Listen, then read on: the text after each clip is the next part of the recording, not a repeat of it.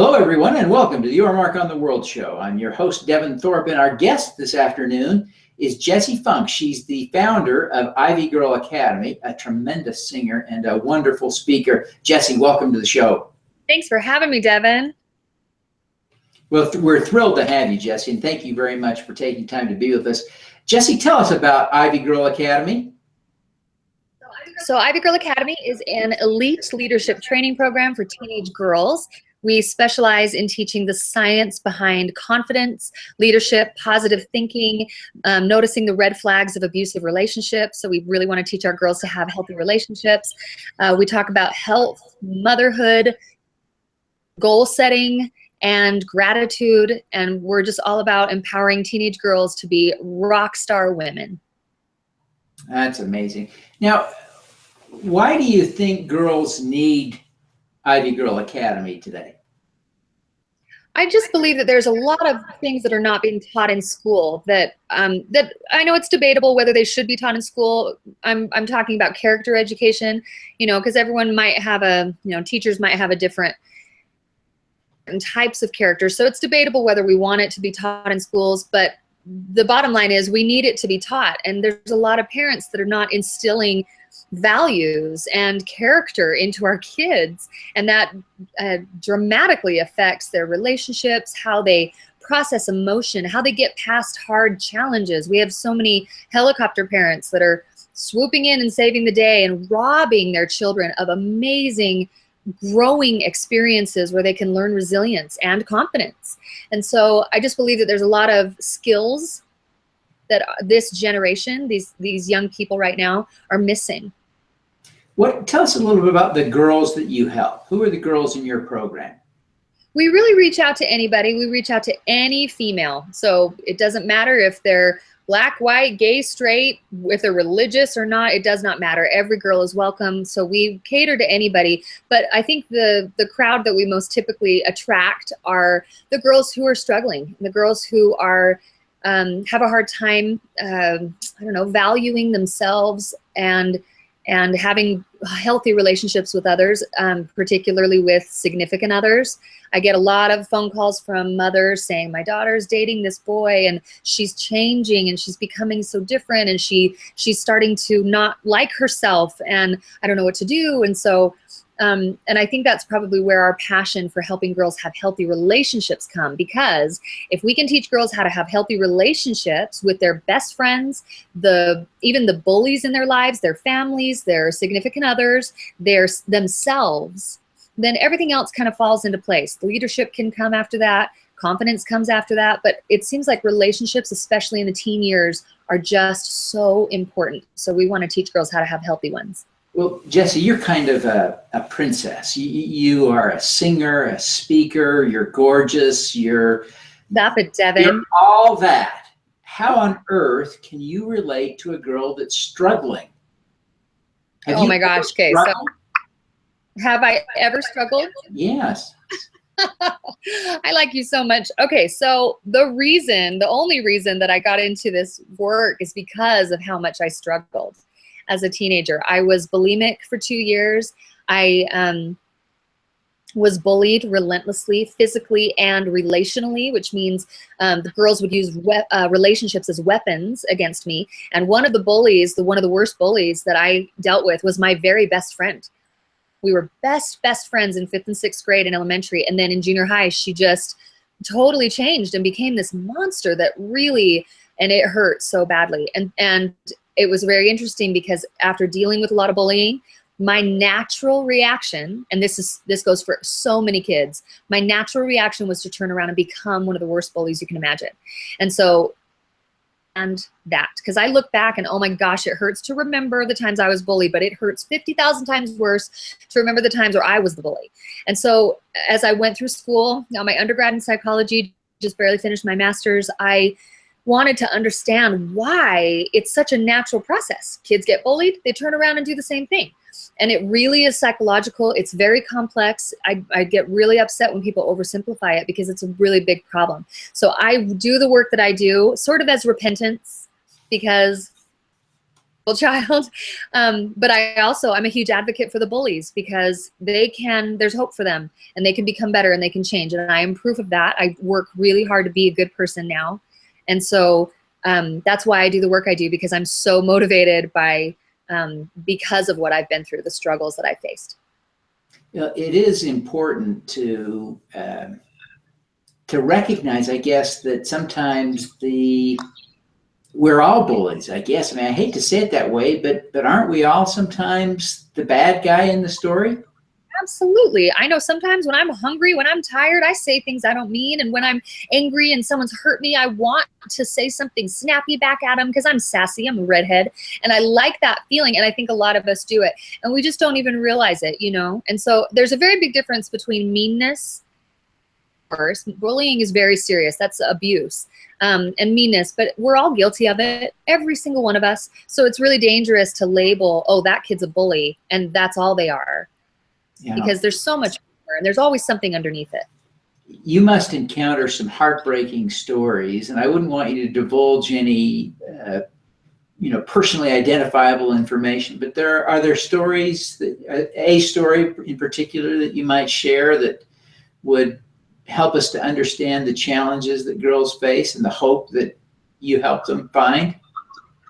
Oh, I'd love to.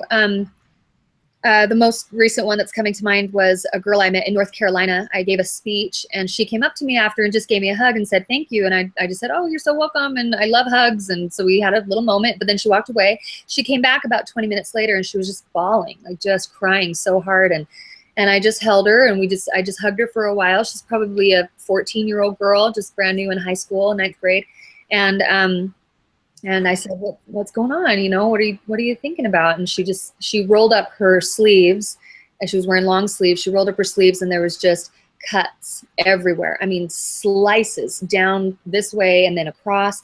And some of them were very new. They were very fresh. And it just broke my heart. And I just hugged this girl and she said, I'm gay and I can't tell my parents because if they've told me before that if I come out, then they'll kick me out and they won't support me and I won't be their daughter anymore. That's what her parents told her.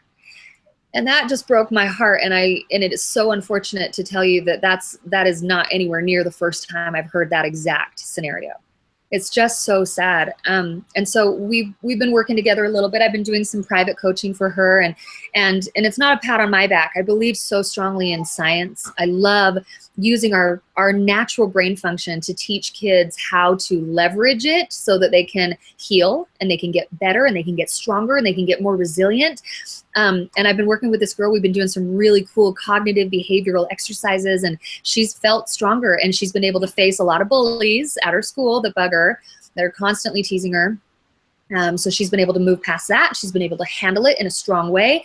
And she's been able to start some conversations with her parents that can lead up to her being honest with them, but also saving the relationship to make sure that she still has that connection because that's important to her. So I just believe there's so many options. And when you have some support, whether it's a coach like me or a friend or a friend's parent, you know, these kids can get through hard things. They absolutely can, but they do need help. They need to be taught. Those are not natural skills that just happen. They need to be taught. Well, it's wonderful work that you're doing, and I just so feel for the girls in the world that are struggling with these challenges. I'm so grateful for the work that you're doing. I think you envision growing your program. Tell us a little bit about how you're thinking about growing Ivy Girl Academy.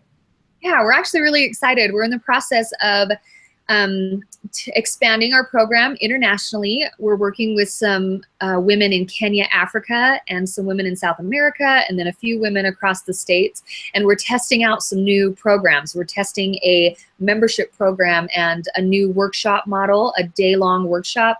We're going to do our first summer camp this summer here in Utah, which I am freaking out about because that's what I've wanted to do for the last 6 years that we've been in business. And we're also experimenting with a program for younger girls. So right now we serve 12 to 18-year-olds, but the best thing about our program is that we let the girls lead. The girls are the ones who plan the programs, they design it, they create it, they get excited about it, they plan the schedule and the food, and then they carry it out. I sit back on a lawn chair with my lemonade and I watch, and they learn leadership through real leadership, which I just love. That's the magic sauce. And so we're experimenting with a program where our 12 to 18-year-olds are going to mentor 5 to 11-year-olds. We're going to call it the Little Ivy Leader Party. And it's going to be a ton of fun. So we have some really cool programs that we're expanding internationally and trying to reach more girls. That's great. That's great. You know, you are a role model to every girl you've ever met. You're an inspiration to people and to adults. I've seen you speak to adults and seen the way that they react to you and to your message. And clearly you are an inspiring role model to many. But who do you look up to as a role model? You know what? One of my favorite role models, and someone I've really spent a great deal studying, is Audrey Hepburn. I always was a fan of her movies. I'm a total classic movie nut. So I always just thought, of course, she's gorgeous. Of course, she's an amazing actress. But once I started studying her life and the challenges that she went through and her attitude and how she saw the world and how she saw people, and also motherhood. She was such a fiercely dedicated mother. And I admire that so much because I'm a mother.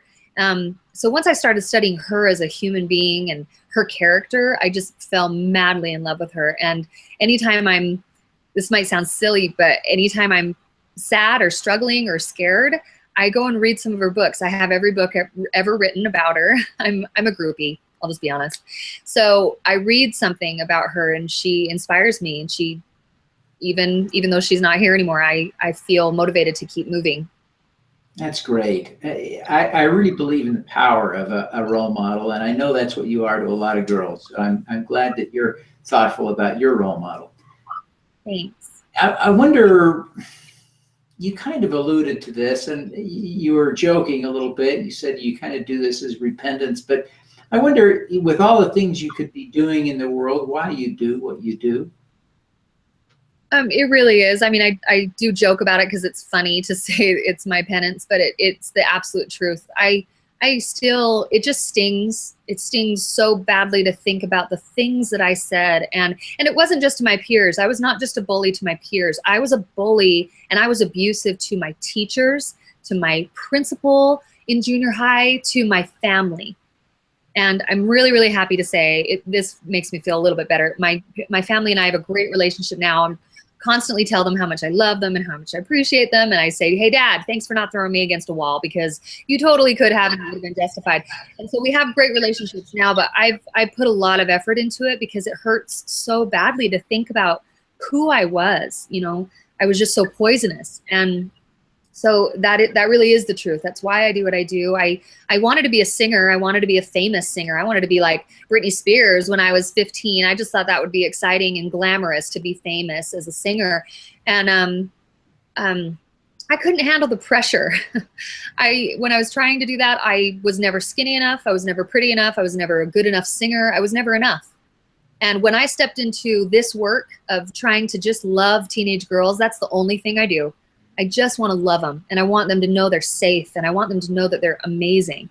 And when I stepped into that and I started mentoring and I started just trying to serve, like genuinely serve, when I stepped into that, I was benefited so much, and it healed me, and I'm still healing, but it gave me this incredible purpose, a sense of purpose, you know, and I know that's why you do what you do.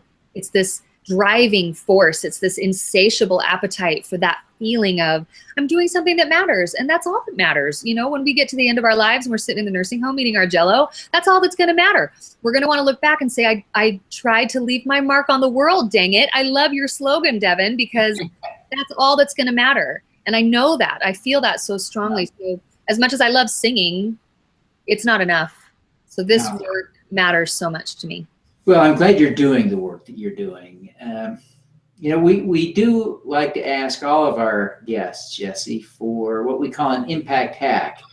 And you're clearly out doing a lot of good, and we want to be able to do more good. What would be your impact hack, your tip that would help us to do more good?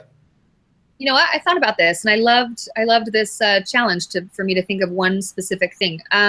Something that I crave is personal contact at least once a day, because I do so much speaking and I'm traveling so much. I don't get daily one-on-one connection with the kids, the teenagers that I work for. And so I try to keep in touch with all of them through Instagram, and I try to have one interaction that's personal every day. Just one thing. It can be one conversation, one message through Instagram or Facebook or Snapchat, or even one kid here in Utah that I can talk to face to face, or just give one hug, a personal interaction with one of the teenagers that I'm serving. And that just kind of keeps me grounded. It's like, okay, I don't know. It's a way to fill my bucket. I feel very fulfilled by that. And it's like a drug.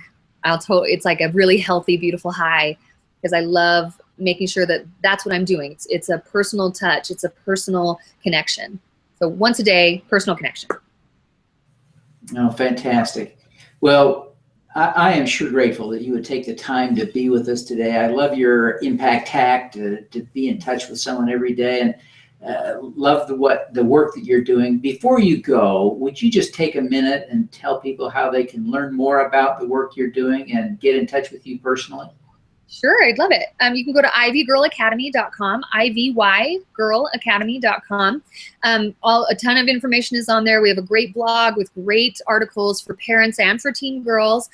We have information about all of our programs on there. And then my personal email, I would love it. I give it out all the time. I would love anyone to email me with any questions or comments or ideas, ways to collaborate. Like we love networking. We love making friends.